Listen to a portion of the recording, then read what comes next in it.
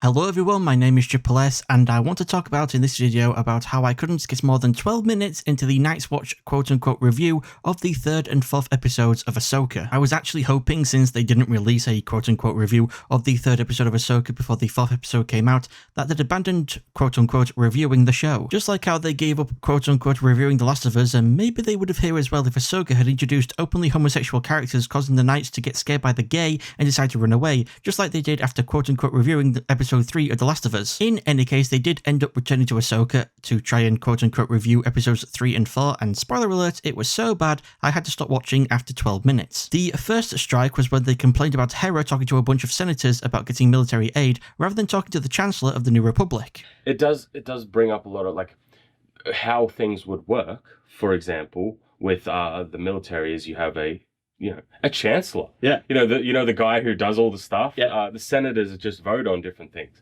but the chancellor is the one who actually, or supreme chancellor. Yeah. You know that guy who was the supreme chancellor. Yeah. So it feels very odd when you have like generals talking to a council of senators for permission, because you're kind of like, well, there's other people for this job. Yeah, unless it's like a security council, then sure.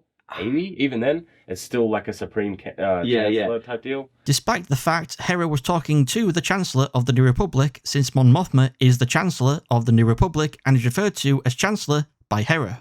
Chancellor Mothma, senators. The second strike was them complaining that it was convenient that Ahsoka's ship crashed on Ceto so close to the extragalactic People's Henge. They crash and then Conveniently right in the place where they're using the map to get the coordinates.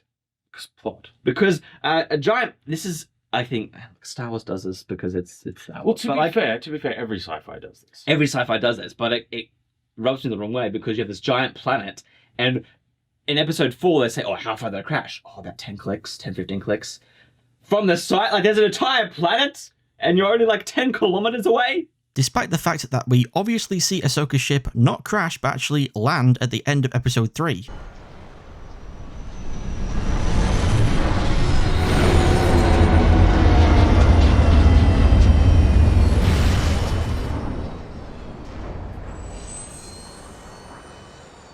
And the final strike was them complaining that so far in 4 episodes nothing has happened, which just makes them sound like toddlers wanting constant action and a fast-paced plot to keep their attention, because the moment the show slows down and gets quiet, they get bored and decide to watch something else. Like, if you just do episode 1 by itself, nothing really happens. Episode 2, like, we need to do this in like 1, 2, 3, 4, probably 5, 6, just because in between these episodes, there's not much to talk about. Because, like, all right, so we're at episode 4 now. We've watched episode 4 now. We've got 2 episodes left of the season. No, we've got 4.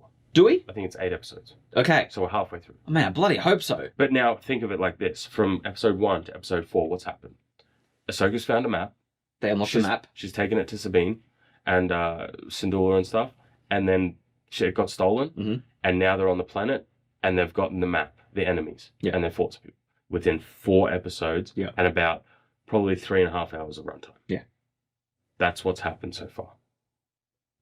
So, like, I've always complained that the Disney Plus shows are just way too fast-paced and they're very short and all this other stuff. But with Ahsoka, it's not that it's the runtime's the problem. It's just so slow-paced. It's not progressing.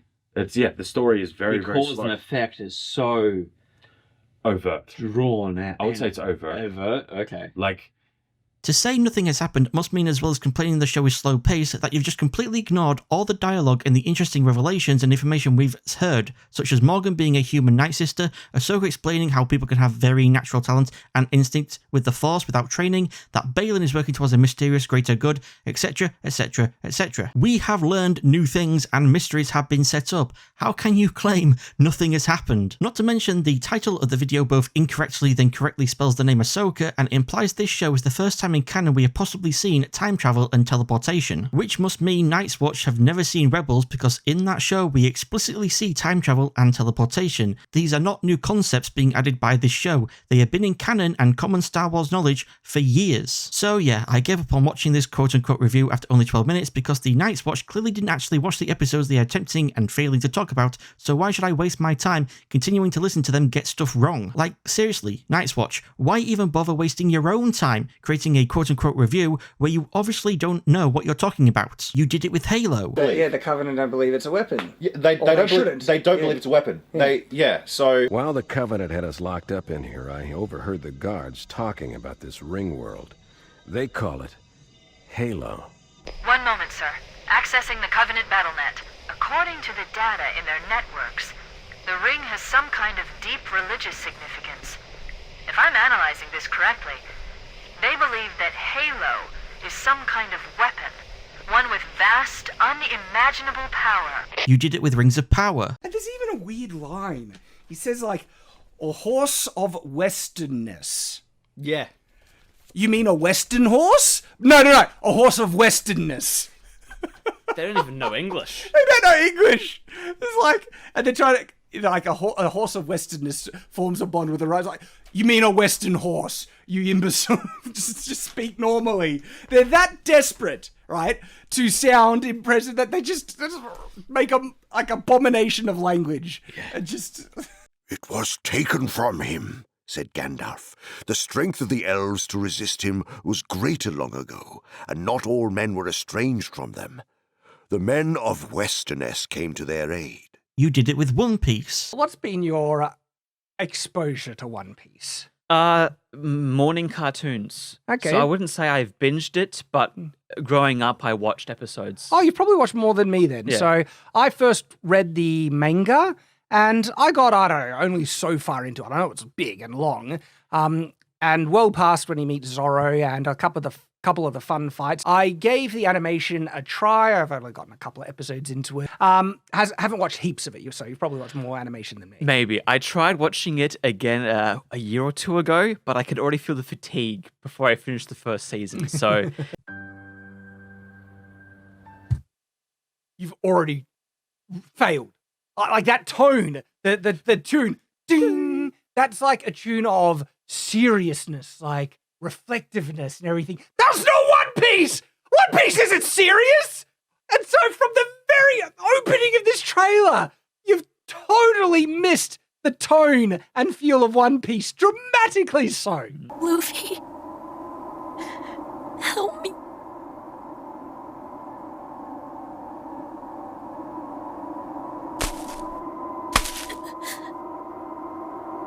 Of course. That's what friends do. He's gonna pay! And now you're doing it with Ahsoka. Why not put real effort into making actual review videos? Watch the episodes you're talking about more than once, and I mean actually watch them, not just like have them on in the background while you're doing something else, and maybe do at least a little research so you don't make yourselves look like idiots, so you have something actually intelligent to say. Just some common sense advice.